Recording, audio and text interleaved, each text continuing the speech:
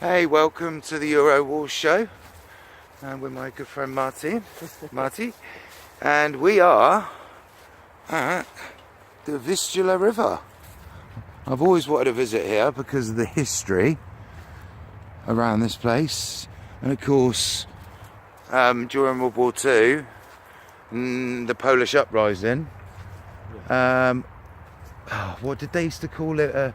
In America, they called Stalin Uncle Joe, like he was some great uncle guy, and he parked his tanks across. Basically, it's a bit differently. I will tell you. Yeah. I will tell you a bigger story. Okay. So you understand why Stalin never gave the order for the Red Army to advance and help us in the uprising. Yes.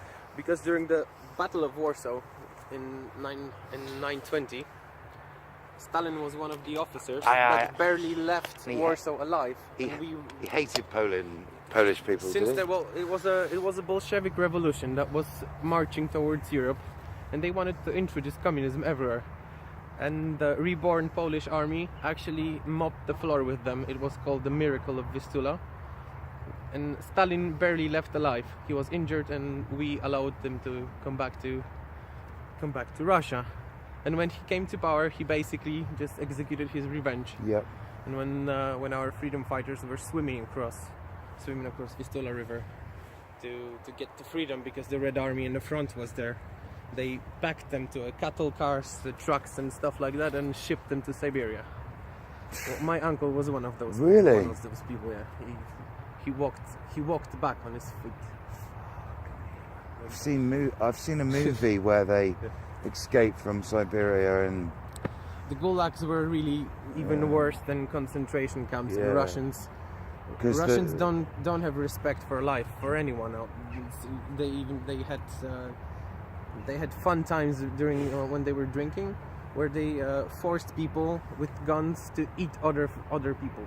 Like from a living person, Yeah. like you need to just bite some of his flesh and eat it. Whatever. If you're not gonna do it, I'm gonna shoot you. And well, for us, that's Russians. That's how we view them. For us, Russians are really the epitome of evilness.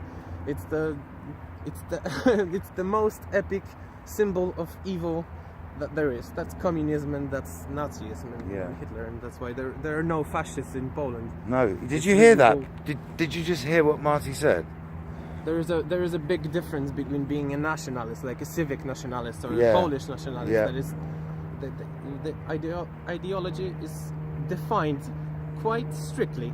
There are some people that created the ideology of Polish nationalism, and they even say that the Polish nation is comprised out of Polonized Jews, Germans, Armenians, and everyone can be a part of Polish nation as long as they work for the benefit of the Polish culture, nation, and basically want to be Polish and wants to be part of the nation.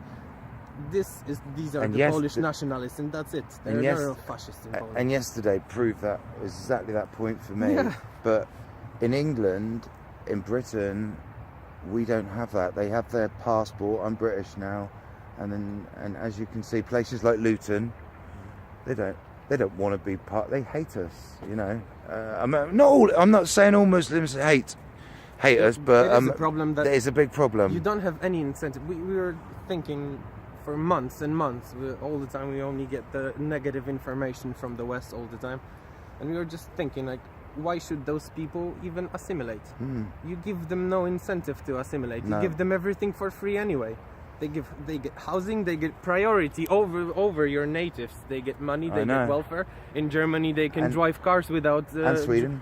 And Sweden is just. Have you heard the latest? Have you heard the latest? Prime Minister May wants to incentivise jihadis to come back from Syria, where they've been cutting people's heads off, raping young kiddies, murdering people. She wants to invite them back and cuddle them into normality, just like the Swedish Prime Minister. Give them some free money and give them a house. Oh, that's nice of her. Thank you very much, Mrs. May.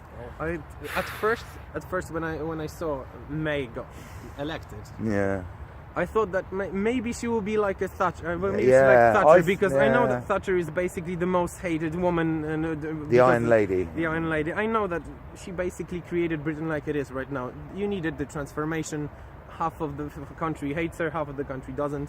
I understand that. And I thought that maybe she will be strict with she will try to be the Iron Lady Yeah. 2.0. But she failed, really. She failed on everything. 2.0. Yeah. Her first reaction was to regulate the internet speech. I know. What the fuck? What's that gonna change? By the way, Mrs. May, I'm in Poland, so you can't do me at the moment. I mean, I'm not in England. I'm living in Poland now. So, well, this has been fantastic. Thanks for the chat, Marty. Yeah, it's great. And, it was my pleasure to host you here, and it's great that you even managed to come here and walk with us. I think it's a very important day for us both, all of us. Well, I was saying in a Periscope that I think it's very important, if you're a patriot, you love your country, and you're curious about what you've seen on the TV, on the YouTubes, get your ass to Poland next November and join us. Sure. Because I'm coming back. You're welcome to come back. Next time you're gonna sleep in our house, not in the hotel. And same goes for you, mate. You're always welcome in England. Right, peace. Bye from the Vistula.